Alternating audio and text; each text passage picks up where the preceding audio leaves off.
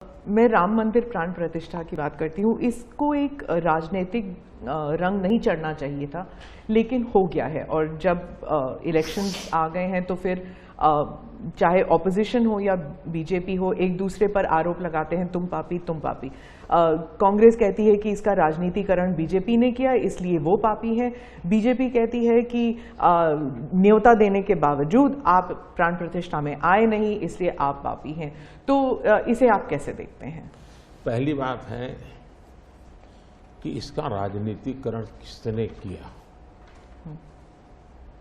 और इसको आज की घटनाओं से मत। जब हमारा जन्म भी नहीं हुआ था, हमारी पार्टी पैदा भी नहीं हुई थी, उस समय अदालत में ये मामला निपटाया जा सकता था, समस्या का समाधान हो सकता था। भारत विभाजन हुआ तो विभाजन के समय ये तय कर सकते हैं चलो भाई इतनी इतनी चीजें ऐसा कर लो, वो नहीं किया गया। क्यों? कि एक ऐसा हथियार हाथ में है जो हथियार वोट बैंक पॉलिटिक्स के लिए मजबूती का एक दांव है, इसलिए उसको पकड़ के रखा गया और बार बार उसको भड़काया गया।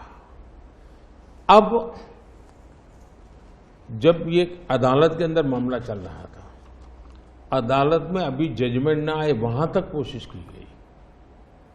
न्यायिक प्रक्रिया से होना चाहिए तो हमारा संविधान हमें कहता है और सरकार की तो जिम्मेवारी है, लेकिन उसमें भी अड़ंगे डालना, ये क्यों?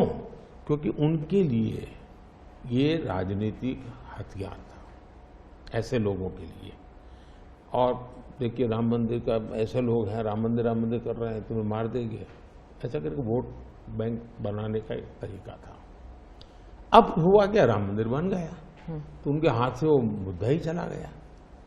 अब वो किसी को डरा नहीं पा रहे हैं, राम मंदिर आ जाएगा, आ गया, कुछ नहीं हुआ, आग नहीं लगी कोई।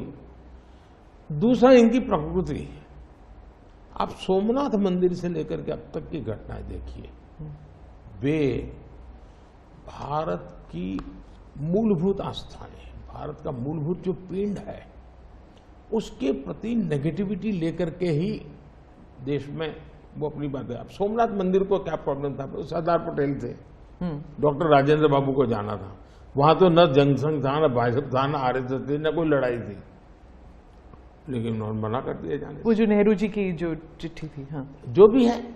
अब ये और वो परंपरा आज भी चल रही है कि प्राण प्रतिष्ठा का निमंत्रण मिले और आप उसको ठुकरा दें।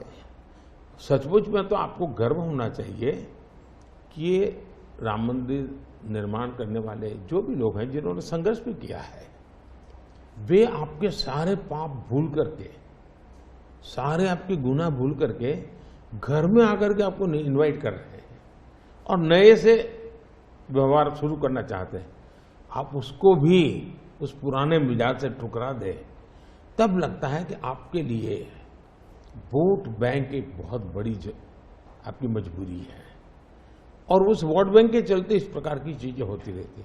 और ये किसी को नीचा दिखाना, किसी का अपमान करना, ये अपना अधिकार मानते हैं। और मैं कभी कभी कहता हूं, ये तो नामदार है, हम तो कामदार है। अब मैं नॉर्थ ईस्ट जाऊं, वहां के लोग कोई कपड़े पहना दे, मैं पहनता हूं, उसकी भी मजाक उड़ाना, यानी हर चीज की। मैं तमिलनाडु जाऊं, लुंगी पहनूं, तो उनको लगता है देखो ये कर रहा है, वो कर रहा है। मैं हैरान हूं जी, इतनी नफरत लोकतंत्र में नहीं होती है, नहीं होनी चाहिए। देखिए हमारे लिए, मैं मानता हूं ये न राजनीति का विषय हम लोगों के लिए है, न होना चाहिए और न कभी होगा। हमारे लिए एक जबरदस्त आस्था का विषय है जी। और ये कोई प्रभु राम का संबंध कोई मेरे कारखाने में नहीं आया जी, हजारों साल से, और दुनिया के अनेक देशों में है। जब ये राम मंदिर का निमंत्रण देने के लिए ट्रस्ट के लोग मुझे आए, उन्होंने ठुकरा दिया। मैं सोचने लगा, इतना बड़ा मुझे दायित्व दिया जा रहा है, मैं अपने आप को योग्य क्या कैसे करूं, अपने आप को योग्य कैसे बनाऊं। तो मैंने कुछ लोगों की एडवाइस ली, कुछ संतों की, कुछ जानकार लोगों की, मेरी स्पिरिचुअल लाइफ से जुड़े हुए कुछ लोगों को मैंने पूछा कि भाई मैं इसको एक प्रधानमंत्री के रूप में इस कार्यक्रम को नहीं लेता हूं, एक राम भक्त के रूप में करना चाहता हूं, मुझे क्या करना। उसमें से मुझे सुझाव आया, तो सुझाव तो बहुत, लेकिन मैंने फिर कुछ अध्ययन भी किया और मैंने मनोमन तय किया कि मैं 11 दिन का अनुष्ठान करूंगा। और मैं जमीन पे सोता था, नारियल के पानी पर रहता था और तय किया मैं कि प्रभु राम जहाँ जहाँ गए थे उसमें जहाँ भी मैं जा सकता हूँ जाने का प्रयास करूँगा। और वहाँ मैं अपना, जब मैं श्रीरंगम मंदिर में गया दक्षिण भारत में, हाँ। दक्षिण भारत में, और कम्ब रामायण का मैंने पाठ किया वहाँ, तब मुझे वहाँ के लोगों ने बताया कि साहब 800 साल पहले जब कम्ब रामायण की रचना हुई तो पहला पाठ इसी जगह में हुआ। और मैं देख रहा सबके आंख में आंसू थे। ये जो मैंने अनुभूति की है साउथ में खास करके, यहाँ बैठे हुए लोगों को अंदाज नहीं आएगा जी कि क्या भक्ति है, क्या आस्था है और कितनी पवित्रता है उसमें। मेरा कार्यक्रम नोन नहीं था, मेरा काम भी ऐसा व्यक्तिगत था, लेकिन जो जन सामर्थ्य एक प्रकार से मुझे उनके भाव में अनुभव कर रहा था, तो मेरे लिए शायद मेरी स्पिरिचुअल जर्नी की एक बहुत बड़ा महत्वपूर्ण ये 11 दिन की घटना मैं देखता हूँ। मैं और राम मंदिर प्राण प्रतिष्ठा को मैंने बहुत गंभीर लिया था जी। मैंने एक इवेंट के रूप में नहीं लिया था जी, मेरे लिए वो इवेंट नहीं था। वो एक स्पिरिचुअल मूवमेंट था आपके लिए? मैं मानता, मुझे दिखता था वो 500 साल का संघर्ष, मुझे दिखता था 140 करोड़ लोगों की श्रद्धा, सपने, और देश के गरीब गरीब लोगों ने पाई पाई देकर के मंदिर बनाया है जी। ये मंदिर 3 चीजें मैं देखता हूँ। एक, 500 साल का अविरत अखंड एक निष्ठ संघर्ष,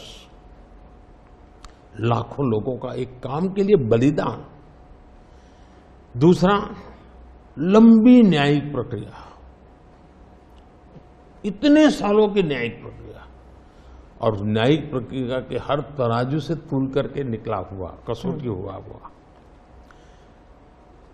दूसरा, टेक्नोलॉजी का उपयोग, ASI के द्वारा उसकी खुदाई, सबूत, ये एक बहुत बड़ा। और चौथा, हिंदुस्तान के कोटि कोटि लोगों ने 1-1, 2-2, 5-5 रुपया जो भी दे सकते हैं दे करके ये मंदिर बनाया है। ये मंदिर सरकारी खजाने से नहीं बना है। ये ऐसे पहलू हैं कि जो भारत के स्वाभिमान को, भारत के सामर्थ्य को, भारत के सपनों को, भारत के संकल्प को और भारत के आने वाली पीढ़ी को बहुत बड़ी प्रेरणा दे। If you like this video, then like, share and subscribe to ET Now.